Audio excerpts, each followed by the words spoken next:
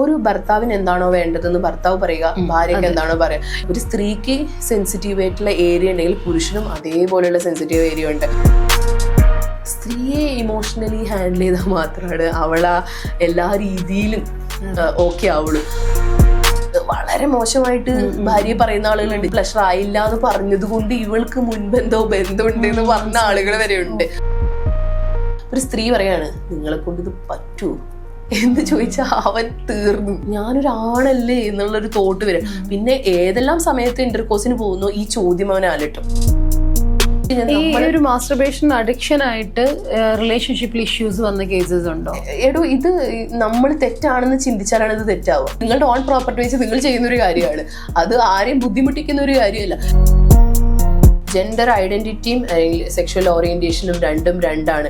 ഇപ്പൊ ഒരു ഗേ ആയിട്ടുള്ള ഒരാള് വെറുതെ ഒരു സ്ത്രീയുടെ ജീവിതം കളയാൻ നിൽക്കാതെ, ഒരു ലെസ്ബിയൻ ആയിട്ടുള്ള ഒരു സ്ത്രീ ഒരു പുരുഷന്റെ ലൈഫും കളയാതിരിക്കുക.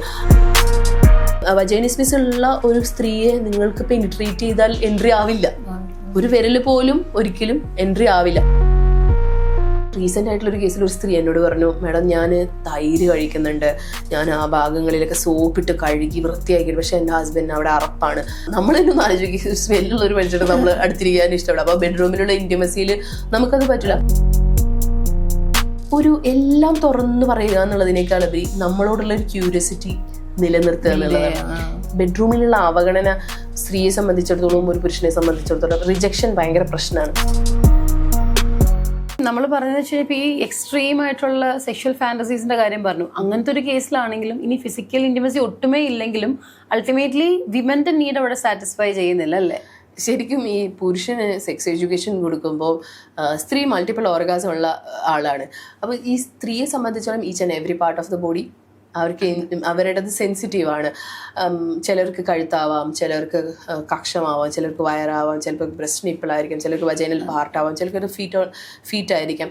അപ്പോൾ ആളുകൾ വിചാരിക്കുന്ന ഒരു ജെനിറ്റൽ ഏരിയ എന്ന് പറയുന്നത് ഓൺലി ബ്രസ്റ്റ് ആൻഡ് വജൈന എന്നുള്ള ഒരു കൺസെപ്റ്റാണ്.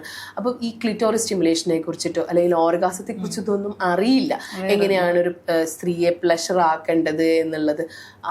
കഴിഞ്ഞു, ഞാൻ എപ്പോഴും ചെയ്യാറത് കൊടുക്കാറുണ്ട് മാഡം, അവർക്ക് അങ്ങനത്തെ. പക്ഷെ ആ സ്ത്രീയോട് ചോദിക്കുമ്പോഴാണ് എത്രയോ കേസിൽ ഞാൻ റീസെന്റ് ആയിട്ടൊരു ലേഡി അവരെന്നോട് പറഞ്ഞു, അവർക്ക് 4 കുട്ടികളുണ്ട്, അവർക്ക് അറിയില്ല ഓർഗാസം എന്ന് പറയുന്ന ഒരു കാര്യം അറിയില്ല.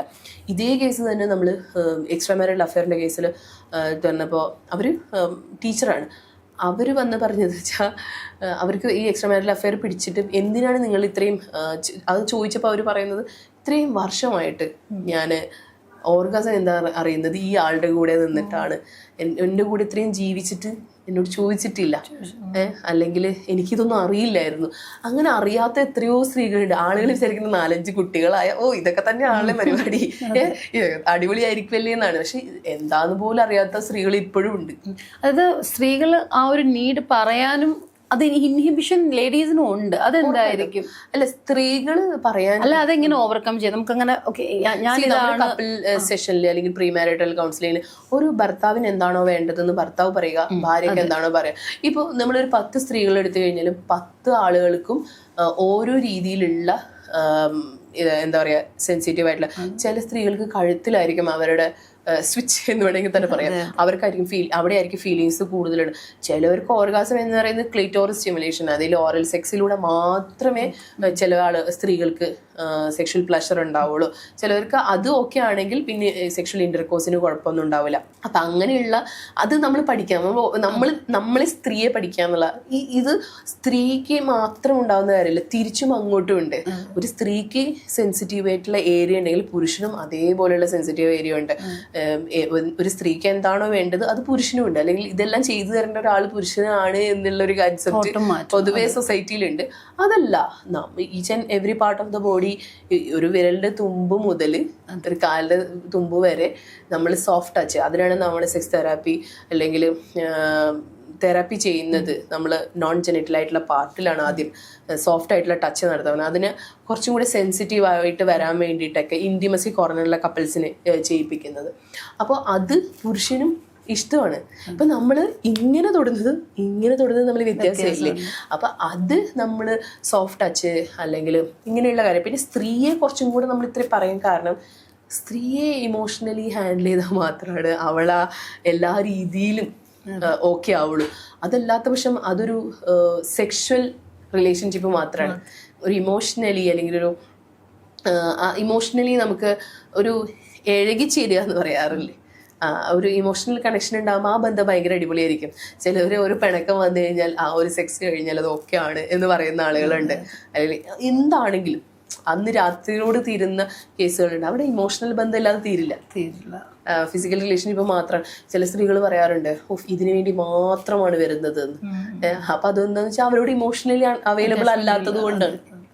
ശരിക്കും പറഞ്ഞാൽ ഇതൊക്കെ ഈ ഒരു മാരേജിന് മുന്നേ ഒരു കൗൺസിലിംഗ് രണ്ടാളുകൾക്കും അല്ലേ, അതിന്റെ ഒരു ഉറപ്പായിട്ട് ഞാൻ പറഞ്ഞില്ലേ, നമ്മൾ കപ്പിൾ സെഷനിൽ ഓപ്പൺ കമ്മ്യൂണിക്കേറ്റ് ചെയ്യുക, സംസാരിക്കുക. നിനക്ക് എന്താണ് വേണ്ടത്, ഇതൊന്നും പറയാൻ നീ മടിക്കണ്ട, അല്ലെങ്കിൽ നിങ്ങൾക്ക് എന്താണ് വേണ്ടത്, നിങ്ങൾക്ക് ഏറ്റവും ഇഷ്ടം എന്താണ്, നമുക്ക് ഇങ്ങനെ ചെയ്തു നോക്കാം, അല്ലെങ്കിൽ ഇന്ന പൊസിഷൻ നമുക്ക് ട്രൈ ചെയ്ത് നോക്കാം.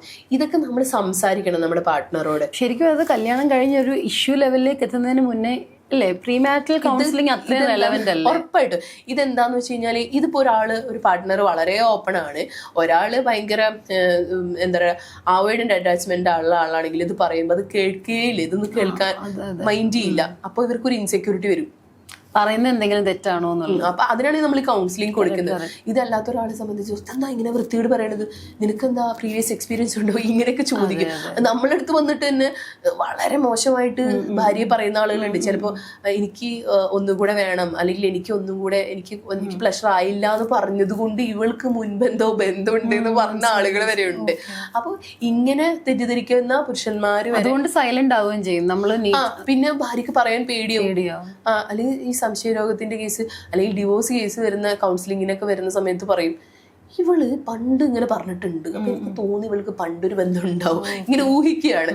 അപ്പോൾ ഇങ്ങനെയുള്ള കേസുകളുണ്ട്. അപ്പോൾ ശരിക്കും ആദ്യം ഓപ്പൺ ആയിട്ട് കുറെ സംസാരിച്ച് കഴിയുമ്പോൾ തന്നെ നമുക്ക് എന്തും പറയാൻ പറ്റുന്ന, നമ്മുടെ എല്ലാ വൾണറബിലിറ്റീസും ഷെയർ ചെയ്യാൻ പറ്റുന്ന ഒരു പാർട്ട്ണർ എന്ന് പറയുന്നതാണ്.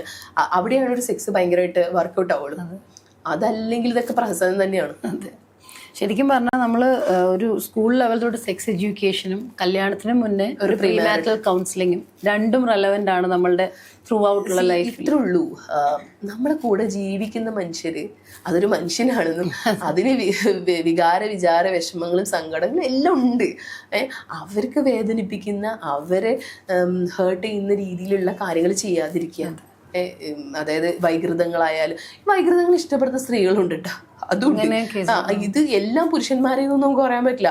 മാസ്റ്റുർബേഷൻ അഡിക്ഷൻ ആയിട്ടുള്ള സ്ത്രീകളുണ്ട്, വൈകൃതങ്ങളുള്ള സ്ത്രീകളുണ്ട്, നാസിസ്റ്റ് ആയിട്ടുള്ള സ്ത്രീകളുണ്ട്, ഭയങ്കരമായിട്ട് ഉപദ്രവിക്കുന്ന സ്ത്രീകളുണ്ട്. ഒരു റീസെന്റ് ഉദാഹരണം പറയുകയാണെങ്കിൽ, ഭാര്യ തല്ലിയ കേസിൽ ഭാര്യ കുറേ എന്നെ കാണിച്ചു തന്നു. കുറേ തല്ലി, അവിടെ തല്ലി ഇവിടെ തല്ലി.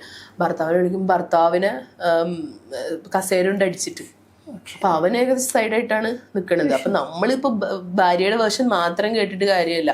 പിന്നെ ചില കേസിൽ സ്ത്രീകളുടെ സംസാരം, അതൊരു പുരുഷനെ സംബന്ധിച്ചിടത്തോളം ഒരു ബെഡ്റൂമിൽ വന്നിട്ട് ഇപ്പോൾ ഒരു പ്രീമെച്യൂർ ഇജാക്കുലേഷൻ്റെ പെട്ടെന്ന് സ്ഖലനം സംഭവിക്കുന്ന കേസിൽ, ഇറക്ടൈൽ ഡിസ്ഫങ്ഷൻ്റെ, എസ്പെഷ്യലി പ്രീമെച്യൂർ ഇജാക്കുലേഷൻ്റെ കേസിൽ ഒരു സ്ത്രീ പറയാണ് നിങ്ങളെ കൊണ്ട് ഇത് പറ്റുമോ എന്ന് ചോദിച്ചാൽ അവൻ തീർന്നു, അവനെ കൊണ്ട് പറ്റില്ല. കാരണം ഇതൊരു പെർഫോമൻസ് ആങ്സൈറ്റിയാണ്. അവനോട് ഇങ്ങനെ ചോദിക്കുമ്പോൾ സ്വാഭാവികമായിട്ടും ഞാനൊരാണല്ലേ എന്നുള്ളൊരു തോട്ട് വരും. പിന്നെ ഏതെല്ലാം സമയത്ത് ഇന്റർകോഴ്സിന് പോകുന്നോ ഈ ചോദ്യം അവനെ അലട്ടും, എന്നെ കൊണ്ടാവോ അല്ലെങ്കിൽ ആവോ, പെട്ടെന്ന് പോവോ, ഈ ഒരു ചിന്ത അവൻ്റെ മൈൻഡിലേക്ക് ഇങ്ങനെ കയറി വരും. അപ്പം അത് എപ്പോഴും ഒരു പുരുഷൻ ഭയങ്കര പലപ്പോഴും ഈഗോയിസ്റ്റിക് ആണ്, ഇൻസെക്യൂരിറ്റീസ് പലരും അറിയുമെന്ന് ഭയപ്പെടുന്നവരാണ്. കമ്പാരിറ്റീവ്ലി സ്ത്രീകളെക്കാൾ എനിക്ക് തോന്നിയിട്ടുള്ള പാവങ്ങൾ തന്നെയാണ് പുരുഷന്മാർ. അപ്പൊ ഇത്തരം ചെറിയ ഒരു വെല്ലുവിളികൾ പ്രത്യേകിച്ച് ബെഡ്റൂമിലൊക്കെ ആണെങ്കിൽ അവരൊന്ന് ചെറുതായി പോകും. ആ ചെറുതാവല് ഒരു എൻഡർ ഇതില് പ്രീമെച്യൂർ ഇജാക്കുലേഷനെ ബാധിക്കുന്നുണ്ട്. പിന്നെ എറക്ടൈൽ ഡിസ്ഫങ്ഷന്റെ കേസിലൊന്നും നമുക്ക് കൗൺസിലിങ്ങിലൊന്നും ചെയ്യാൻ പറ്റില്ല. അതിൽ ചിലപ്പോൾ ഹോർമോണലായിട്ടുള്ള വ്യതിയാനങ്ങളുണ്ടാവും. അതല്ലെങ്കിൽ പെനിസിൽ അല്ലെങ്കിൽ സെമിനൽ വെസിക്കിളിലോ അല്ലെങ്കിൽ ടെസ്റ്റിസിലോ അവിടെയൊക്കെ എന്തെങ്കിലുമൊക്കെ നെർവിലെങ്കിലും കംപ്ലൈൻറ്റ് ഉണ്ടെങ്കിലൊക്കെയാണ്. അതൊക്കെ കൂടുതലും ഒരു സെക്സോളജിസ്റ്റിൻ്റെ അടുത്തോ അല്ലെങ്കിൽ ഒരു ഗൈനക്കിൻ്റെ അടുത്തൊക്കെ പോയി കാണുന്നത് തന്നെയാണ് നല്ലത്. പിന്നെ ഈ മാസ്റ്റുർബേഷൻ്റെ കാര്യം എടുത്തു നോക്കി കഴിഞ്ഞാൽ ഇതിന്റെ ഇന്റൻസിറ്റി കുറക്കാനേ പറ്റുള്ളൂ. ഇതെന്താന്ന് വെച്ച് കഴിഞ്ഞാൽ ഒരു മാസ്റ്റുർബേഷൻ അഡിക്ഷൻ ആയിട്ട് റിലേഷൻഷിപ്പിൽ ഇഷ്യൂസ് വന്ന കേസസ് ഉണ്ടോ? ഇത് നമ്മൾ തെറ്റാണെന്ന് ചിന്തിച്ചാലാണ് ഇത് തെറ്റാവുക. ഇത് നിങ്ങളുടെ ഓൺ പ്രോപ്പർട്ടി വെച്ച് നിങ്ങൾ ചെയ്യുന്നൊരു കാര്യമാണ്. അത് ആരെയും ബുദ്ധിമുട്ടിക്കുന്ന ഒരു കാര്യമല്ല. ഇത് ചെയ്യുന്നത് വലിയ തെറ്റാണെന്ന് മതങ്ങൾ പറയുന്നുണ്ടെങ്കിലും ഇപ്പൊ ചിലർ ചോദിക്കണ്ടേ ഫിസിക്കലി ക്ഷീണിച്ചു പോയി ക്ഷീണിച്ചു, ഇതൊന്നും തെളിഞ്ഞിട്ടില്ല. സയൻസിൽ മാസ്റ്റർബേഷൻ ചെയ്തുകൊണ്ട് ഒരാൾ ഇതിനെ നിങ്ങളെ ബാധിക്കുന്നതെന്ന് വെച്ചാൽ നിങ്ങളുടെ പ്രൊഡക്ടിവിറ്റിയെ ബാധിക്കും.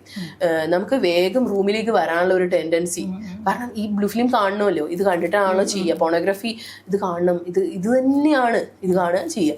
പിന്നെ ആളുകളുമായിട്ടുള്ള ഒരു നമ്മളിതിങ്ങനെ പതുക്കെ പതുക്കെ അഡിക്റ്റ് ആയി പോകുന്നത് നമുക്ക് മനസ്സിലാവില്ല. നമ്മൾ ഈ ചുറ്റുമുള്ള നമ്മുടെ ഫ്രണ്ട് സർക്കിൾ കുറയും, നമ്മൾ റൂമിലേക്ക് വരാനുള്ള ഒരു ടെൻഡൻസി കൂടും, മൊത്തത്തിലൊരു ഉൾവലിയ. പിന്നെ ഈ ഫോണിലിങ്ങനെ അഡിക്റ്റ് ആയിട്ട് പിന്നെ ചെയ്യാം, നാളെ ചെയ്യാം, ഈ പറയുന്ന ഒരു പ്രോക്കാസ്റ്റിനേഷൻ ഉണ്ടല്ലോ, അതിങ്ങനെ സംഭവിക്കുമ്പോഴാണ് ഇത് ഒരു പെട്ടെന്ന് നമുക്ക് മനസ്സിലാവില്ല. ഗ്രാജുവലിയാണ് നമുക്ക് മാറുക. അതായത് ഒരു 1 year 2 year ഒക്കെ കഴിയുമ്പോഴാണ് നമ്മൾ ഇതിൽ പൂർണ്ണമായി അഡിക്റ്റ് ആയി എന്ന് പറയുന്നത്. പിന്നെ മാസ്റ്റർബേഷൻ്റെ കേസിൽ നമുക്ക് തോന്നിച്ച മാസ്റ്റർബേഷൻ എന്ന് പറയുന്നത് നമുക്ക് നിർത്തി ചെയ്യാൻ പറ്റുന്ന ഒരു കാര്യമാണ്. പക്ഷെ ഒരു സ്ത്രീയുടെ അങ്ങനെയല്ല. അപ്പോൾ കമ്പാരിറ്റീവ്ലി നമുക്ക് എന്ത് തോന്നും, it is better than this, അതിനേക്കാൾ നല്ലത് ഇതല്ലേ എന്നുള്ളൊരു തോന്നൽ വരും. കാരണം മാസ്റ്റർബേഷൻ ഡെയിലി ചെയ്ത് ഉള്ള ഒരു പുരുഷനെ സംബന്ധിച്ചിടത്തോളം ഇങ്ങനെ ചെയ്യാന്ന് പറയുന്നത്, അല്ലെങ്കിൽ സ്ത്രീ ആയിട്ട് ചെയ്യുന്നവർക്ക് താല്പര്യമുണ്ട്. ഒരു സെക്സ് ചെയ്തിട്ട് മാസ്റ്റർബേഷൻ ചെയ്യുന്ന ഒരുപാട് കേസുകൾ. ഇപ്പം ചില സ്ത്രീകൾ പറയും, ഞാൻ ഉണ്ടായിട്ടും മാസ്റ്റർബേഷൻ ചെയ്യുന്നത് മാഡം, എൻ്റെ അടുത്ത് വന്നിട്ടും മാസ്റ്റർബേഷൻ ചെയ്യുന്നത്. കാരണം അവർ അഡിക്റ്റഡ് ആണ്, അവരുടെ ടീനേജ് മുതലേ അഡിക്റ്റഡ് ആണ്. അപ്പോൾ അങ്ങനെയുള്ള കേസ് അവിടെയാണ്. ഇപ്പോൾ ഒരു ഫാമിലി ലൈഫിൽ ചിലവർ അങ്ങനെയല്ല, മാസ്റ്റർബേഷൻ ചെയ്യുന്നുണ്ട്, അവർ ഫാമിലി ലൈഫ് അടിപൊളിയായിട്ട് പോകുന്നവരുണ്ട്. ഇതൊക്കെ ഓരോരുത്തരുടെ മൈൻഡ് പോലെയാണ്. ഇത്രേ ഉള്ളൂ. നമ്മളിതിൻ്റെ അഡിക്ഷൻ ഇപ്പോൾ ഒരു കൗൺസിലിങ്ങിലൊക്കെ ചെയ്യാൻ പറ്റുന്ന ഒരു കാര്യം ഇൻറ്റൻസിറ്റി കുറക്കുക എന്നുള്ളതാണ് ഒന്ന്. അതിന് നമ്മൾ ഹെൽപ്പ് ചെയ്യുക എന്നുള്ളതാണ്. ഇത് ബാക്കിയൊക്കെ ഡിപ്പെൻഡ്സ് അപ്പോൺ അവരുടെ ചോയ്സ് ആണ്. ഇപ്പം നമ്മൾ തീരുമാനിക്കുകയാണ് എനിക്ക് നന്നാവണം എന്ന് തീരുമാനിക്കുന്നത്, നമ്മൾ മൈൻഡ് കൊണ്ടേ നന്നാവണം തീരുമാനിച്ചിട്ടുള്ളൂ, ശരീരം കൊണ്ടല്ല. ബോഡിക്ക് ഒരു ക്ലോക്ക് ഉണ്ട്, ബോഡിക്ക് ഒരു റൊട്ടീൻ ഉണ്ട്. ഓട്ടോമാറ്റിക്കലി കൈ താഴോട്ടേക്ക് പോകും, എന്നും ചെയ്യുന്നവർ. അപ്പം ബോഡിക്ക് നമ്മൾ ആദ്യം ഒരു റൊട്ടീൻ കൊടുക്കുക എന്നുള്ള, അതിനാണ് നമ്മൾ ഹെൽപ്പ് ചെയ്യുക. അല്ലാതെ കൗൺസിലിംഗ് ചെയ്തുകൊണ്ട് മാസ്റ്റർബേഷൻ മാറ്റുക എന്ന് പറയുന്ന ഒരു കാര്യമില്ല. ഇത് എന്ത് കാര്യം നമ്മൾ മാറ്റിയെടുക്കണം, നമുക്ക് ഇത് വേണം, അല്ലെങ്കിൽ എനിക്ക് നല്ല രീതിയിൽ മുന്നോട്ട് കൊണ്ടുപോകണം, അല്ലെങ്കിൽ എൻ്റെ ജീവിതത്തിൽ ഒരു പുതിയ മാറ്റം വേണം, അല്ലെങ്കിൽ എൻ്റെ റിലേഷൻഷിപ്പിൽ ഒരു മാറ്റം വേണമെന്ന് അവർ തോട്ടുണ്ടെങ്കിലാണ് നമുക്ക് കൗൺസിലിംഗിൽ ഹെൽപ്പ് ചെയ്യാൻ പറ്റും. പിന്നെ ആ തോട്ട് കൊടുക്കാൻ നമുക്ക് ഈ പറയുന്ന പോലെ പോസിറ്റീവായിട്ടുള്ള കാര്യങ്ങൾ, അല്ലെങ്കിൽ അവർക്ക് ഒരു എന്താ പറയുക സൈക്കോ എഡ്യൂക്കേഷൻ കൊടുക്കാം, മാനിഫെസ്റ്റേഷൻ അല്ലെങ്കിൽ പോസിറ്റീവ് വിഷ്വലൈസേഷൻ, പിന്നെ റൈറ്റിംഗ് ജേർണൽ കൊടുക്കാം, ഗ്രാറ്റിറ്റ്യൂഡ് ജേർണൽ, അങ്ങനെയുള്ള അല്ലെങ്കിൽ അവരുടെ ഡെയിലി റൊട്ടീനായിട്ടുള്ള കാര്യങ്ങൾ ചെയ്യുക. അങ്ങനെയൊക്കെയാണ് നമ്മൾ ചെറിയ ചെറിയ കാര്യങ്ങൾ എംപവർ ചെയ്യാം, എൻകറേജ് ചെയ്യാമെന്നുള്ളൂ. നമ്മൾ ഈ ജെൻഡർ ഐഡന്റിറ്റി എന്നുള്ളത് ഒരുപാട് ഡിസ്കസ് ചെയ്യുന്നൊരു ടോപ്പിക്കാണ് ഇപ്പോൾ. അതായത് ഒരാൾ ട്രാൻസ്ജെൻഡർ എന്നുള്ളൊരു കമ്മ്യൂണിറ്റി, അപ്പം ഇങ്ങനെയുള്ള ആളുകളെ കാണുമ്പോൾ കോമൺ ആയിട്ട് എല്ലാവരും പാസ് ചെയ്യുന്നൊരു കമൻറ്റാണ്, ഇതൊക്കെ ഒരു കൗൺസിലിങ്ങിലൂടെ നേരെയാക്കിക്കൂടെ, ഇവരെന്തെങ്കിലും വേഷം കെട്ടി നടക്കുന്നത്. ഇപ്പം കുറച്ച് നാൾ ഒരു മെയിലായിട്ട് നടന്നു, ഒരു സുപ്രഭാതത്തിൽ ആ ആള് ട്രാൻസ് വുമൺ ആവുന്നു തിരിച്ചും. അപ്പം നമ്മൾ അവരുടെ ആ ഒരു ഷൂസിൽ നിന്ന് മനസ്സിലാക്കുന്നില്ല. അപ്പം പുറമേ ഉള്ളവർ പറയുന്നൊരു പാസ് ചെയ്യുന്നൊരു ഡയലോഗാണിത്, ഇതിനെ കൗൺസിൽ ചെയ്ത് നേരെയാക്കാൻ പറ്റില്ലേ, ഇങ്ങനെ വേഷം കെട്ടി നടക്കേണ്ട കാര്യമുണ്ട്. അപ്പോൾ ഒരു സൈക്കോളജിസ്റ്റ് എന്നുള്ള നിലയിൽ ശരിക്കും മാമിന് എന്താ തോന്നുന്നു, ഇങ്ങനെയുള്ള ആളുകളെ കൗൺസിലിങ്ങിൽ കൂടെ മാറ്റാൻ പറ്റുമോ? ഒരിക്കലും മാറ്റാൻ പറ്റില്ല. കാരണം എന്ന് വെച്ച് കഴിഞ്ഞാൽ ഇത് ജെനറ്റിക്സ് ആണ്. ഇത് ബൈ ബർത്ത് തന്നെ ഉണ്ടാവുന്ന ഒരു കാര്യമാണ്. ജെൻഡർ ഐഡന്റിറ്റിയും അല്ലെങ്കിൽ സെക്ഷൽ ഓറിയന്റേഷനും രണ്ടാണ്. ജെൻഡർ ഐഡന്റിറ്റി എന്ന് പറയുന്നത് നമ്മൾ ബെഡ്റൂമിൽ ആരായിട്ടാണ് പോകുന്നതെങ്കിൽ, സെക്ഷൽ ഓറിയന്റേഷൻ എന്ന് പറയുന്നത് നമ്മൾ ആരുടെ കൂടെയാണ് പോകുന്നത് എന്നുള്ളതാണ്. രണ്ടാണ്. ഇപ്പം നമ്മൾ ലെസ്ബിയൻ, ഗേ, ബൈസെക്ഷൽ, അസെക്ഷൽ, അങ്ങനെ 18-20ഓളം കമ്മ്യൂണിറ്റികൾ പറയുന്നുണ്ടല്ലോ. അപ്പോൾ ഈ പറഞ്ഞ പോലെ പല ആളുകൾക്ക് ഇങ്ങനെ സംശയം ഉണ്ടാവാറുണ്ട്. അതായത് ഇത്ര കാലം ആണായിരുന്നു, പെട്ടെന്ന് പെണ്ണാവുന്നു, കുറെ കാലം പെണ്ണായിരുന്നു, പെട്ടെന്ന് ആണാണ്. ഇതൊന്നും അങ്ങനെ ഒരു സുപ്രഭാതത്തിൽ ഉണ്ടാവുന്ന ഒരു കാര്യമല്ല. ഇത് ഓൾറെഡി അവരുടെ മൈൻഡിലുണ്ടാവും. പക്ഷെ അവർക്ക് എപ്പോഴാണോ ഒരു ഇൻഡിപെൻഡൻസ് തോന്നുന്നത്, ഫൈനാൻഷ്യലി ഇൻഡിപെൻഡ് ആവുന്നത്, അല്ലെങ്കിൽ ധൈര്യം വരുന്നത്, അപ്പോഴാണ് അത് അവർ റിവീൽ ചെയ്യുന്നു എന്നുള്ളതുണ്ട്. ചില ആളുകളെ സംബന്ധിച്ചിടത്തോളം പുരുഷന്റെ ശരീരവും സ്ത്രൈണത ഉണ്ടാവും, അല്ലെങ്കിൽ സ്ത്രീയുടെ എൻ്റെ ഒരു ഫ്രണ്ട് ഉണ്ട് സൈനുദ്ദീൻ എന്ന് പറഞ്ഞിട്ട്, ഞാൻ അവനെ സൈനു എന്നാ വിളിക്കുക, സ്ത്രീയുടെ മനസ്സാണ്. അപ്പോൾ ഈ ഇങ്ങനെയുള്ള കേസുകളൊക്കെ വരുന്ന സമയത്ത് ചിലപ്പോൾ ആളുകൾ മനസ്സിലാവാത്തതുകൊണ്ട് നമ്മൾ അവരെ അംഗീകരിക്കുക എന്നുള്ളതാണ്. അംഗീകരിക്കപ്പെടുക എന്ന് പറയുന്നത് ഏതൊരു മനുഷ്യനെയും ഭയങ്കര എന്താ പറയാ അംഗീകരിക്കപ്പെടണമല്ലേ പലപ്പോഴും. അപ്പൊ അവരെ സംബന്ധിച്ചിടത്തോളം സൊസൈറ്റി അല്ലെങ്കിൽ ഫാമിലി അവരെ ബ്ലെയിം ചെയ്യും, അവരെ ഒറ്റപ്പെടുത്തുകയൊക്കെ ചെയ്യാണ്. അതുകൊണ്ടാണ് ഈ ആ കമ്മ്യൂണിറ്റി ഇത്ര അധികം കൂടുതലായിട്ട് വരും. നമ്മളെല്ലാവരും അവരെ അംഗീകരിക്കുക, അല്ലെങ്കിൽ അവർ ഒരു ട്രാൻസ്ജെൻഡർ ആണ്, അല്ലെങ്കിൽ അവർ ട്രാൻസ്മെൻ ആണ്.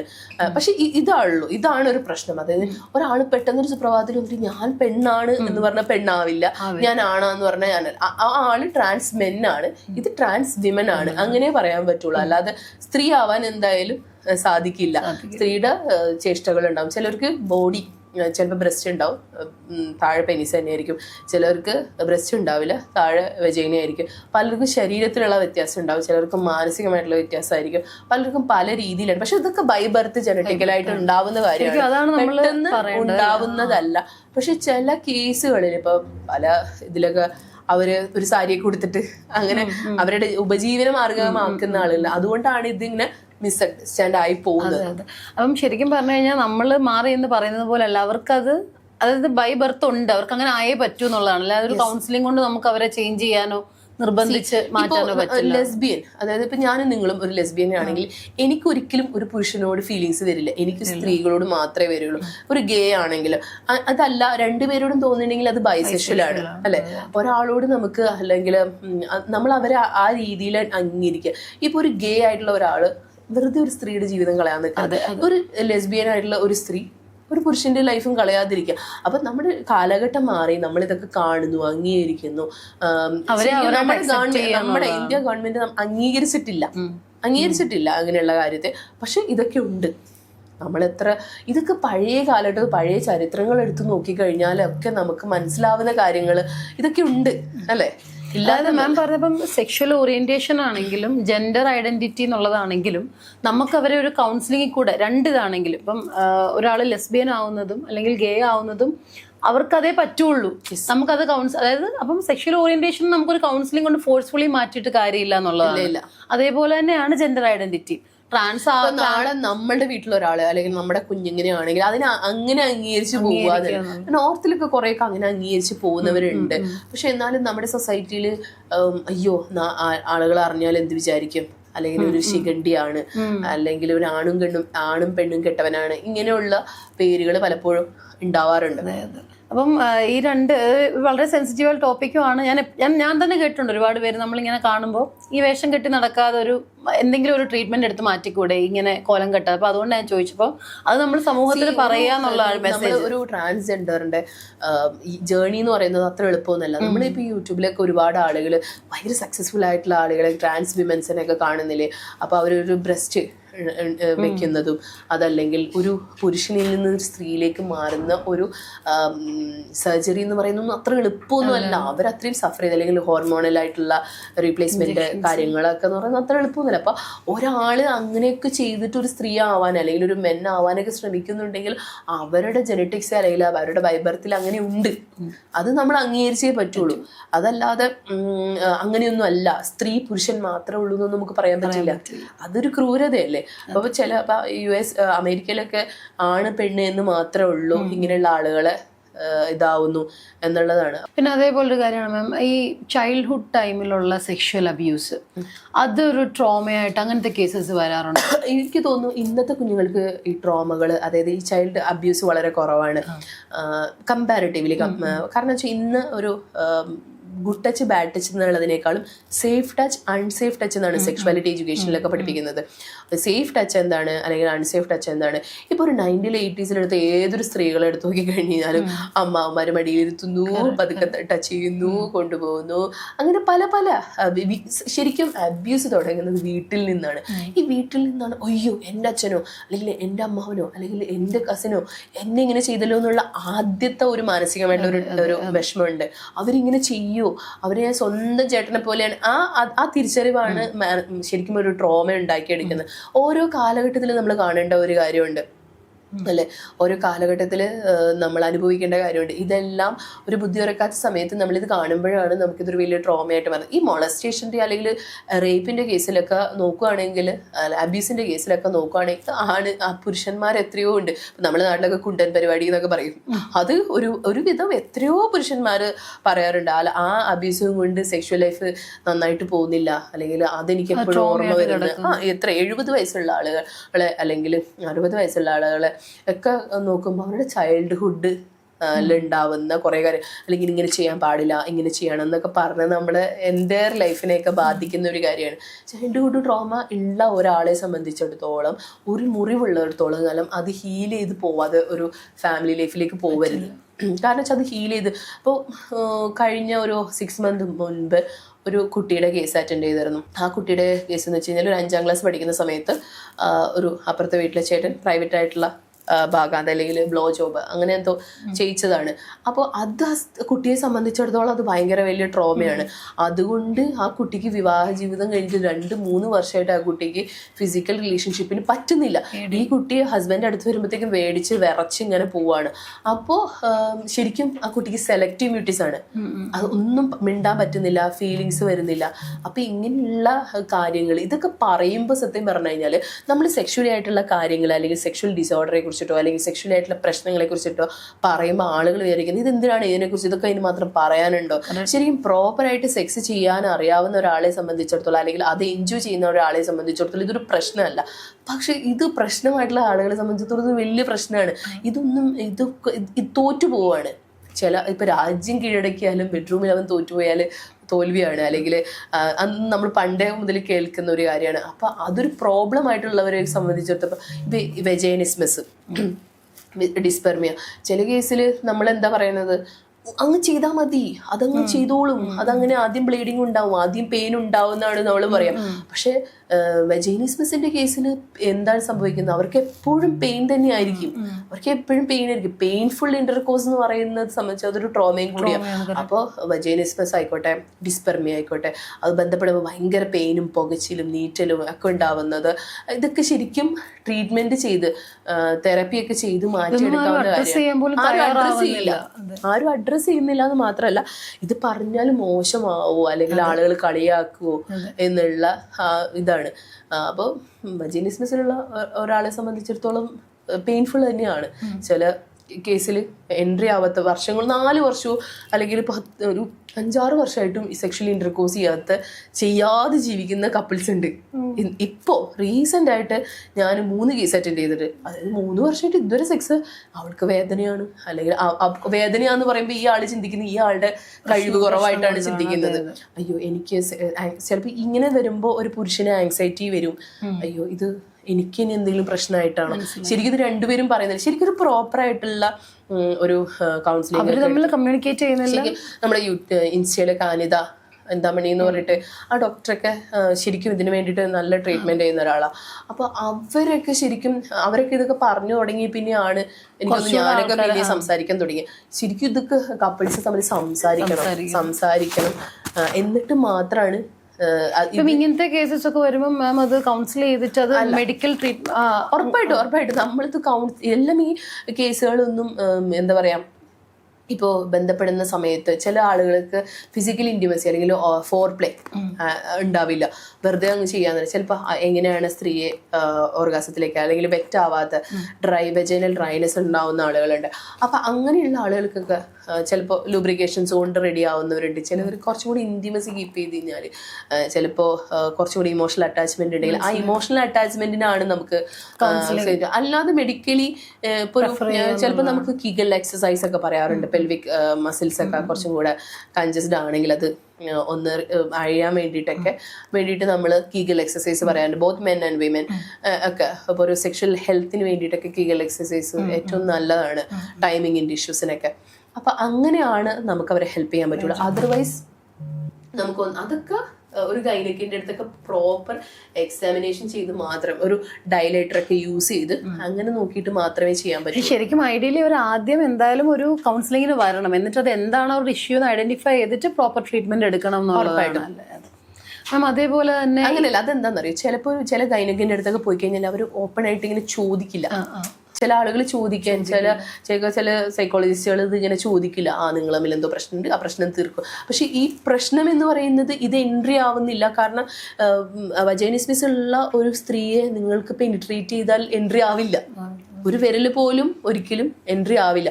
അപ്പോൾ അങ്ങനെയുള്ള ഒരു ആളെ സംബന്ധിച്ചിടത്തോളം ചിലർക്ക് ഒരു ഇപ്പോൾ ഗൈനക്കിൻ്റെ അടുത്ത് പോയി കഴിഞ്ഞാൽ ആ ഭാഗങ്ങളിൽ ഒന്ന് ഒരു ചിലതൊന്ന് ഇപ്പം നമ്മൾ ഡെലിവറിയുടെ സമയത്ത് ചെയ്യുന്ന പോലെ തന്നെ ചിലപ്പോൾ അവിടെ ഒരു സ്റ്റിച്ച് ഇടേണ്ടി വരും ഒന്ന് അഴയാൻ വേണ്ടിയിട്ട്. ചില കേസിൽ ഡയലറ്റർ യൂസ് ചെയ്ത് കഴിഞ്ഞാൽ മാറും. അപ്പൊ ഇത് അറിയില്ലാത്ത ഒരാളെ സംബന്ധിച്ചിടത്തോളം പുറത്തുനിന്ന് പറഞ്ഞു കൊടുക്കുന്നത് എന്താണ്, ഇന്ന് തന്നെ പരിപാടി ചെയ്തോളൂ, ഇതാണ് നിന്റെ മാസ്കുലാരിറ്റി, നീ ഇന്ന് പുരുഷനാണ് എന്നുള്ള ഒരു ഇത് കൊടുത്തിട്ടാണല്ലോ വരിക. അപ്പൊ ഇത് ശരിക്കും നമ്മൾ സംസാരിക്കാതെ എങ്ങനെയാ, ഇപ്പൊ ഗൈനക്കിനോട് ചിലപ്പോൾ അവര് എക്സാമിൻ ചെയ്യുന്ന സമയത്ത് ഫിംഗറിൽ പോകുന്നില്ലെങ്കിലോ അല്ലെങ്കിൽ അങ്ങനെയൊക്കെയാണ് അവർ തിരിച്ചറിയാം. അതല്ലാത്ത കേസുകളിൽ അവർ സംസാരിച്ച് ലൂബ്രിക്കേഷൻസ് യൂസ് ചെയ്യും. ചിലർ ലൂബ്രിക്കേഷനിൽ പോലും പോവാത്ത ആളുകളുണ്ട്. അപ്പം അങ്ങനെയുള്ളവർക്ക് ചിലപ്പോൾ സർജറി വേണ്ടി വരും. ഡിസ്പെർമയുടെ കേസിലാണെങ്കിൽ ഭയങ്കര പുകച്ചിലായിരിക്കും, പുകച്ചിൽ നീട്ടി കാലകത്ത് വെക്കാത്ത സ്ത്രീകൾ വരെയുണ്ട്. അപ്പം അങ്ങനെയുള്ള കേസിലാണ് നമ്മൾ തെറപ്പി പറയുന്നത്, കിഗൽ എക്സസൈസ് പറയുന്നത്. ചിലപ്പോൾ ഇൻറ്റിമസി, ചിലപ്പോൾ തീരെ ഇഷ്ടമില്ലാത്ത ഇൻറ്റിമസി പേടിയുള്ള ആളുകളുണ്ട്, ഭയപ്പാട്, കൗൺസിലിംഗ് ആണ് വേണ്ടത്. അങ്ങനെയാണ് ഇത്. ഞാൻ പറയാം, നമ്മുടെ കപ്പിൾ സെഷൻ തെറാപ്പിയിൽ ഇതിപ്പോൾ കൗൺസിലിങ്ങിലൂടെ മാത്രം എന്നുള്ളതിനേക്കാൾ ഉപരി ഒരു സെക്സോളജിസ്റ്റ്, ഒരു ഗൈനക്കോളജിസ്റ്റ്, ഒരു എൻഡോക്രൈനോളജിസ്റ്റ്, ഇതെല്ലാം കൂടെ ഒത്തൊരുമിച്ചിട്ടുള്ള ഒരു സൈക്കോതെറാപ്പിസ്റ്റ്, ഇതെല്ലാം കൂടെ ഒന്നിച്ചിട്ടുള്ളതാണ്. അല്ലാതെ ഇതൊരിക്കലും ശരീരത്തിന് മാത്രമുള്ള പ്രശ്നമോ മനസ്സിന് മാത്രമുള്ള പ്രശ്നം, ഉറപ്പായിട്ടും നമുക്ക് അങ്ങനെ ഒരിക്കലും ഒറ്റയ്ക്ക് ചെയ്യാമെന്ന് ചിന്തിക്കരുത് ആരും. പറ്റില്ല മാം. അതേപോലെ തന്നെ ഈ കൗൺസിലിംഗ് കൂടെ ഹെൽപ്പ് ചെയ്യാൻ പറ്റുന്ന ഈ സെക്ഷൽ ഹൈജീൻ എന്നുള്ളത്, ആ ഹൈജീൻ ഇല്ലാത്തത് കൊണ്ട് ഇന്റിമസി കുറയുന്ന കേസസ് വരാറുണ്ടോ? വൃത്തി എന്ന് പറയുന്ന ഒരു ബേസിക് ആണ്. ഇപ്പോൾ ഒരുപാട് ആളുകൾ പറയണ്ടേ വായുനാറ്റം സഹിക്കാൻ പറ്റുന്നില്ല, അല്ലെങ്കിൽ പ്രൈവറ്റ് ആയിട്ടുള്ള ഭാഗം സ്മെല്ലാണ്. ഒരു റീസെൻ്റ് ആയിട്ടുള്ള ഒരു കേസിൽ ഒരു സ്ത്രീ എന്നോട് പറഞ്ഞു, മാഡം ഞാൻ തൈര് കഴിക്കുന്നുണ്ട്, ഞാൻ ആ ഭാഗങ്ങളിലൊക്കെ സോപ്പിട്ട് കഴുകി വൃത്തിയാക്കിയിട്ട്, പക്ഷെ എൻ്റെ ഹസ്ബൻഡിന് അവിടെ അറപ്പാണ് എന്ന് പറയുന്ന ആളുകളുണ്ട്. അപ്പോൾ അതൊരു ചിലവർക്ക് ഹൈജീനിൻ്റെ ഭാഗമല്ല, ചിലർക്ക് അത് ഇഷ്ടമില്ലാത്ത ആളുകളെ നമുക്ക് കഷ്ടപ്പെട്ട് ചെയ്യിക്കാൻ പറ്റില്ല. അത് ആദ്യം മനസ്സിലാക്കുക എന്നുള്ളതാണ്. ഈവൻ ഇത് ബ്ലോ ജോബിൽ, ഹാൻഡ് ജോബിലൊക്കെ നിർബന്ധിക്കുന്നതാണ്. എന്തുണ്ട് ബ്ലോ ജോബ് ചില സ്ത്രീകൾക്ക് ഇഷ്ടമല്ലാത്തൊരു സ്ത്രീയെ നിങ്ങൾക്ക് നിർബന്ധിക്കാൻ പറ്റില്ല. സ്നേഹം കൊണ്ട് ചെയ്യുന്നവരുണ്ട്, പിന്നെ അത് യൂസ്ഡ് ആവുന്നവരുണ്ട്. അപ്പം ഇത്തരം കാര്യങ്ങൾ നമുക്ക് ഫോഴ്സ്ഫുള്ളി ചെയ്യാൻ പറ്റില്ല എന്നുള്ളത് ആദ്യം മനസ്സിലാക്കുക. പിന്നെ ഈ ബേസിക് ആയിട്ടുള്ള കക്ഷം ക്ലീൻ ചെയ്യുക, അതല്ലെങ്കിൽ പ്രൈവറ്റ് ആയിട്ടുള്ള ഹെയർ കളയുക, അല്ലെങ്കിൽ എപ്പോഴും ഒരു മോയ്സ്ചറൈസിങ് ക്രീം യൂസ് ചെയ്യുക. കാരണം ഒരു സെക്സ് എന്ന് പറയുന്നത് നമുക്ക് ഒരു സ്മെല്ലുണ്ടെങ്കിൽ, അല്ലെങ്കിൽ നമ്മൾ പറയും ഫെർമോൺസ് എന്ന് പറയും, ലൈക്ക് ഒരു മണം, നമുക്ക് അട്രാക്ഷൻ ചെയ്യുന്ന ഒരു കാര്യം. നമ്മളെ കാണുന്ന കാഴ്ചയിലേക്കാൾ അപ്പുറത്തേക്ക് ഒരു സ്മെല്ല് നമ്മൾ അട്രാക്ട് ചെയ്യുന്നതാണ്, അല്ലെങ്കിൽ ചൂട്, ഇതൊക്കെ നമ്മൾ അട്രാക്ട് ചെയ്യുന്ന ഒരു കാര്യമാണ്. അപ്പോൾ ഇത് ഒരു നമ്മൾ തന്നെ ഒന്ന് ആലോചിക്കുക, സ്മെല്ലുള്ള ഒരു മനുഷ്യനെ നമ്മൾ അടുത്തിരിക്കാൻ ഇഷ്ടപ്പെടും. അപ്പോൾ ബെഡ്റൂമിലുള്ള ഇൻറ്റിമസിയിൽ നമുക്കത് പറ്റില്ല. അപ്പോൾ ബേസിക് ആയിട്ടുള്ള ഹൈജീനിക്ക് നിർബന്ധമായിട്ടുള്ള കൗൺസിലിംഗ് കൂടെ തന്നെ നമുക്ക് ഹെൽപ്പ് ചെയ്യാൻ പറ്റുന്ന അങ്ങനെയല്ല. ഇത് കപ്പിൾ പറയും നമ്മളോട്, ഇതിപ്പോ വൃത്തിയുള്ള ഒരാളെ കൗൺസിലിംഗ് കൊടുത്ത് നിങ്ങൾ വൃത്തിയായിട്ടിരിക്കും എന്ന് പറഞ്ഞു കഴിഞ്ഞാൽ അവർക്കത് ശീലം അല്ലെങ്കിൽ എന്ത് ചെയ്യാൻ പറ്റും. പിന്നെ ചില കേസിലൊക്കെയെന്ന് വെച്ച് കഴിഞ്ഞാല് എപ്പോഴും എല്ലാ ദിവസവും നമുക്ക് ഒരു സിനിമ നടി പോലെ അണിഞ്ഞൊരുങ്ങി സാരി കൊടുത്തിരിക്കാൻ പറ്റും. അവരവരുടെ ജോലികൾ കഴിഞ്ഞ് അവരെ മക്കളെയൊക്കെ നോക്കിയാൽ അവരെ നമ്മൾ മനസ്സിലാക്കണ്ടേ? രണ്ടുമുണ്ട്. അപ്പൊ ചിലവർ ഈ പഴയ നൈറ്റിയൊക്കെ ഇട്ട് അങ്ങനെയൊക്കെ പറയുന്നവരുണ്ട്. പക്ഷെ ഈ പുരുഷന്മാർ ഇത് പറയുമ്പോൾ ചിന്തിക്കേണ്ടത്, നിങ്ങൾ സ്ത്രീകളെ കാണാൻ എങ്ങനെ ആഗ്രഹിക്കുന്നു അതേപോലെ തന്നെ നല്ല ഭംഗിയായിട്ട് കാണാൻ സ്ത്രീകളും ആഗ്രഹിക്കുന്നുണ്ട് എന്നുള്ളതാണ്. അപ്പൊ ഇതിനൊക്കെ ഇത്രയുള്ള അപ്ഡേറ്റ് ചെയ്യുന്നതിനേക്കാൾ ഉപരി ഒരേ കട്ടിൽ ഒരേ ബെഡ് എന്നുള്ളതിനേക്കാൾ ഉപരി മാറി ചിന്തിക്കുക എന്നുള്ളതാണ്. ഒരേ പൊസിഷൻ, ഇതിനേക്കാൾ ഉപരി ഡിഫറെൻ്റ് ആയിട്ടുള്ള പൊസിഷൻ ട്രൈ ചെയ്ത് നോക്കുക. അതുപോലെ തന്നെ ഡിഫറെൻ്റ് ആയിട്ടുള്ള ഡ്രസ്സ്, ഡിഫറെൻ്റ് ആയിട്ടുള്ള ഇപ്പോൾ ഒരു കട്ടിൽ ഒരേപോലെ കിടക്കുകയാണെങ്കിൽ നിങ്ങൾ മാറ്റിക്കെടുക്കുക. അതുപോലെ തന്നെ ഡിഫറെൻ്റ് ആയിട്ടുള്ള ഒരു സാരിയോ അല്ലെങ്കിൽ ഒരു ലിഞ്ചറീസോ, ഇങ്ങനെയുള്ള സാധനങ്ങളൊക്കെ നിങ്ങൾക്ക് യൂസ് ചെയ്യാം. ഇത് കാണുന്ന കാഴ്ചയിൽ അടിപൊളിയാണ്. നിങ്ങളുടെ പാർട്ട്ണറിൻ്റെ മുമ്പിലല്ലാതെ വേറെ എവിടെയാണ് നിങ്ങൾ അടിഞ്ഞൊരുങ്ങുക. അപ്പോൾ അങ്ങനെ കുറച്ചും കൂടെ അപ്ഡേറ്റ് ആയിട്ട്, അതായത് എനിക്ക് എപ്പോഴും തോന്നിയിട്ടുള്ളത് ഒരു എല്ലാം തുറന്നു പറയുക എന്നുള്ളതിനേക്കാൾ ഉപരി നമ്മളോടുള്ള ഒരു ക്യൂരിയോസിറ്റി നിലനിർത്തുക എന്നുള്ളതാണ്. അതായത് നമ്മൾ എന്താണെന്നുള്ളത് പൂർണ്ണമായിട്ടും പറഞ്ഞു കൊടുക്കാതെ ഓരോ ദിവസവും ഓരോ എക്സൈറ്റ്മെന്റ് ഉണ്ടാക്കിയെടുക്കുക എന്നുള്ളതാണ്. അപ്പോൾ ആ എക്സൈറ്റ്മെന്റ് കുറയുന്നിടത്താണ് ഇതെല്ലാം കുറയുക. ഫാമിലി ലൈഫിൽ നമുക്ക് 50-50 എന്ന് പറയുന്ന ഒരു കാര്യമില്ല. ചിലപ്പോൾ 70-30 ആവും, അല്ലെങ്കിൽ 80-20 ആവും, അല്ലെങ്കിൽ 90-10 ആവും, അല്ലെങ്കിൽ ഒരാൾ ഇന്ന ചെയ്താൽ മാത്രമേ ഞാൻ ഇന്ന ചെയ്യൂ. ഇനിഷ്യേഷൻ എന്ന് പറയുന്നത് ഭയങ്കര ഇമ്പോർട്ടൻ്റ് ആണ്. അത് ഫാമിലി ലൈഫിലായിക്കോട്ടെ, റൊമാൻറ്റിക് റിലേഷൻഷിപ്പിലായിക്കോട്ടെ, സെക്ഷൽ റിലേഷൻഷിപ്പിലായിക്കോട്ടെ. ചിലവർ വിചാരിക്കും ആ ആള് വരട്ടെ, അല്ലെങ്കിൽ അവൾ വരട്ടെ, അല്ലെങ്കിൽ അവൻ വരട്ടെ എന്ന് ചിന്തിച്ചാൽ ആരെങ്കിലും ഒരാൾ വന്നു കഴിഞ്ഞാൽ, ചില കേസിലൊക്കെ നമ്മൾ ചോദിക്കും വന്നു കഴിഞ്ഞാൽ ഇത് നടക്കുന്നില്ലേ. ചിലർക്ക് ഈ ബെഡ്റൂമിലുള്ള അവഗണന സ്ത്രീയെ സംബന്ധിച്ചിടത്തോളം ഒരു പുരുഷനെ സംബന്ധിച്ചിടത്തോളം റിജക്ഷൻ ഭയങ്കര പ്രശ്നമാണ്. അപ്പം അങ്ങനെയുള്ള കേസുകളിലൊക്കെ നമ്മൾ കാണുന്നത് എന്താണെന്ന് വെച്ച് കഴിഞ്ഞാൽ പലപ്പോഴും ഇനിഷ്യേറ്റ് ചെയ്യാൻ മടിയാണ്. ഫാമിലി ലൈഫ് എന്ന് പറയുന്നത് പലപ്പോഴും 50-50 എന്ന് പറയുന്ന ഒരു കാര്യമല്ല. ചിലപ്പോൾ 70-30 ആവാം, അല്ലെങ്കിൽ 80-20 ആവാം, അല്ലെങ്കിൽ 90-10 ആവാം. ഈ ഇനിഷ്യേഷൻ എന്ന് പറയുന്നത് വളരെ ഇമ്പോർട്ടൻ്റ് ആണ്. ഇപ്പം ആദ്യം ഒരാൾ ഇനിഷ്യേറ്റ് ചെയ്താലാണല്ലോ ഫാമിലി ലൈഫ് അടിപൊളിയായിട്ട് പോവുള്ളൂ. അപ്പോൾ അവൾ വരട്ടെ അല്ലെങ്കിൽ അവൻ വരട്ടെ എന്ന് ചിന്തിക്കേണ്ട. ചില കേസിൽ ചിലവർ വളരെ പാവമായിട്ട് ആയിരിക്കും, ചിലർ ഭയങ്കര എനർജറ്റിക് ആയിട്ടായിരിക്കും. അപ്പോൾ ഓപ്പോസിറ്റ് ആൾക്ക് എന്നും പരാതിയായിരിക്കും ഞാൻ തന്നെയാണ്. പക്ഷെ ചില കേസിൽ അങ്ങനെ ഇനിഷ്യേറ്റ് ചെയ്താലാണ് കുടുംബം മുന്നോട്ട് പോയെങ്കിൽ അവിടെയാണ് നമ്മൾ ഈ 50-50 അല്ല എന്ന് പറയുന്നത്. ഇനിയിപ്പം ചോദിക്കാനുള്ളൊരു കാര്യം എന്ന് വെച്ച് കഴിഞ്ഞാൽ നമ്മൾ ഇപ്പം ഒരുപാട് റേപ്പ് കേസസ് വരുമ്പോഴും അല്ലെങ്കിൽ ഒരു സൊസൈറ്റിയുടെ കുറച്ച് ആളുകൾ പറയുന്നതാണ് അവളുടെ ഡ്രസ്സിങ് ശരിയായില്ല, അല്ലെങ്കിൽ ഡ്രസ്സിങ് ശ്രദ്ധിക്കാത്തത് കൊണ്ടായിരിക്കും ആ പെൺകുട്ടിക്ക് അങ്ങനെ പറ്റിയെന്ന് പറഞ്ഞു. പക്ഷേ ഒരു ചൈൽഡ് അബ്യൂസ് നടക്കുന്നുണ്ട് പാരലായിട്ട്. അതൊരു ഗ്രോൺ അപ്പ് ആയിട്ടുള്ള ഒരാളുടെ അടുത്ത് മാത്രമല്ല, ഇപ്പം നമ്മൾ പല കേസസ് കേൾക്കുന്നുണ്ട് ഓൾഡ് ഏജ് ആയിട്ടുള്ള ആളുകളുടെ അടുത്ത്. അപ്പോൾ ശരിക്കും പറഞ്ഞാൽ ഈ ഡ്രസ്സിങ് കാരണം അത് അൾട്ടിമേറ്റ്ലി ഒരു സ്ത്രീയെ കുറ്റപ്പെടുന്ന രീതിയിൽ പറയുന്നത് ശരിയാണോ? അങ്ങനെ പറയുകയാണെങ്കിൽ ഇത് എന്തുകൊണ്ട് ഇങ്ങനെ പറയുന്നു എന്ന് വെച്ച് കഴിഞ്ഞാൽ, അതായത് ഒരു പുരുഷനെ സംബന്ധിച്ചിടത്തോളം ഒരു സ്ത്രീയുടെ ന്യൂഡിറ്റി കാണേണ്ട കാര്യമില്ല. അവർക്കൊരു ക്ലീവേജോ അല്ലെങ്കിൽ ഒരു അണ്ടർ ഗാർമെന്റ്സോ ഇതൊക്കെ കാണുമ്പോൾ തന്നെ അവനെ സംബന്ധിച്ചിടത്തോളം ഫീലിംഗ് വരും. അതുകൊണ്ടാണ് ഈ ഡ്രസ്സിങ് എന്ന് പറയുന്നത് കൂടുതൽ പറയുന്നത്. പക്ഷെ ഇതുകൊണ്ടൊരു സ്ത്രീയെ പീഡിപ്പിക്കാം എന്നുള്ളതല്ല. അത് ഈ സെക്ഷൽ വൈകൃതങ്ങളുള്ള ഒരു മനുഷ്യനാണ് ഇത് പെട്ടെന്നുള്ള ഒരു ടെംപ്ടേഷൻ വരുള്ളൂ. അപ്പൊ ഈ ഡ്രസ്സിങ് കൊണ്ട് റേപ്പ് വന്നു അങ്ങനെയല്ല, അങ്ങനെ വരില്ല. അത് ആ മെന്റാലിറ്റി ഉള്ള ആളുകൾക്ക് മാത്രം ഉണ്ടാവുന്ന ഒരു കാര്യം. പക്ഷെ ഇതൊരു ഫാക്റ്റാണ് കേട്ടോ, അത് പറയാതിരിക്കാൻ പറ്റില്ല. കാരണം എന്ന് വെച്ച് കഴിഞ്ഞാൽ പുരുഷനെ സംബന്ധിച്ചിടത്തോളം അവന്റെ നോട്ടം പല നമ്മൾ ഇതിൽ കണ്ടു കഴിഞ്ഞ് കഴിഞ്ഞാലും ആദ്യമേ ഒരു ഇരയെ പിടിക്കുന്ന പോലെ ഇതൊക്കെ നോക്കി വെച്ചിട്ടുണ്ടാവും ഇങ്ങനത്തെ കേസിൽ. പക്ഷെ ഇതൊരു കാരണം എന്ന് നമുക്ക് പറയാൻ പറ്റില്ല.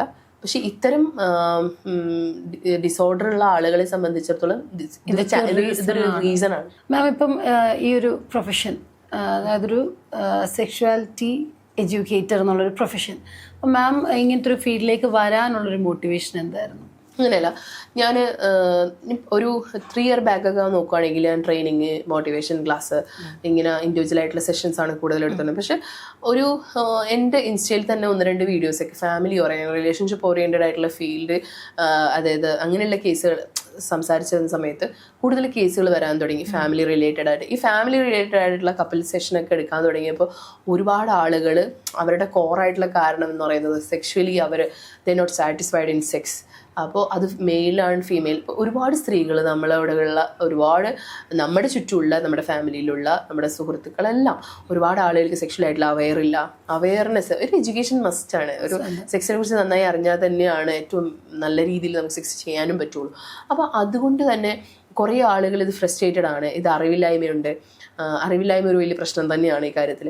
അപ്പോൾ അതൊക്കെ കൊണ്ട് തന്നെ കുറച്ചും കൂടി ഡീറ്റെയിൽ ആയിട്ട് പഠിക്കാൻ തുടങ്ങി. കാരണം ഇത്തരം കേസുകൾ വരുമ്പോൾ നമുക്കൊരു സ്പെസിഫിക് ആയിട്ട് പറയാൻ പറ്റുന്നില്ല. അങ്ങനെയാണ് ഞാൻ SCK സെക്ഷുവാലിറ്റി എഡ്യൂക്കേഷൻ കഴിയുന്നത്, PG sex therapy, infertility counselling ചെയ്യുന്നതൊക്കെ.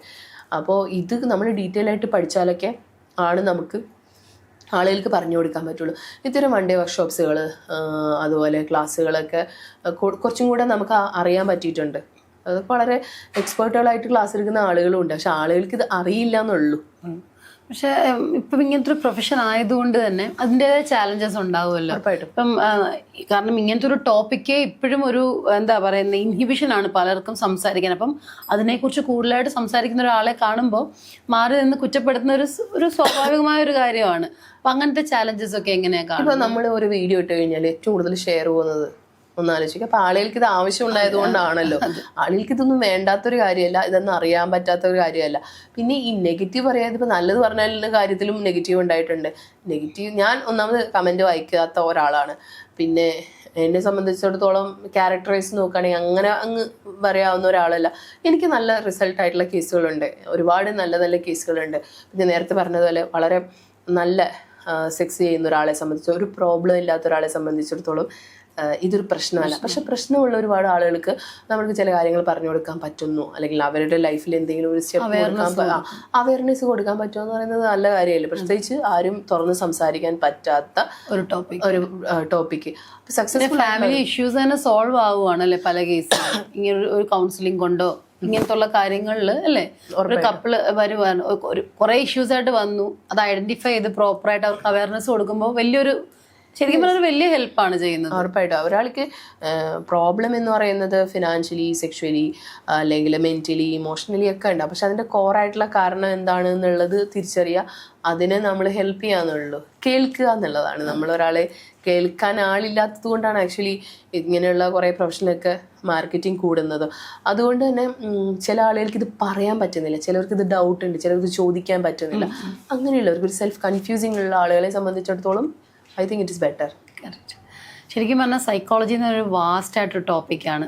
ഉറപ്പായിട്ടും. അപ്പോൾ അതിൽ തന്നെ ഇപ്പം ഒരു സെക്ഷുവാലിറ്റി എഡ്യൂക്കേറ്ററിൻ്റെ റോൾ എന്താണ്, അല്ലെങ്കിൽ ഇങ്ങനത്തെ ടോപ്പിക്സ് വളരെ സെൻസിറ്റീവ് ആയിട്ടുള്ള ടോപ്പിക്സ് ആണ് നമുക്ക്. പക്ഷേ ലിമിറ്റഡ് ടൈമിലാണെങ്കിലും ഒരുപാട് കാര്യങ്ങൾ മാം ഷെയർ ചെയ്തു.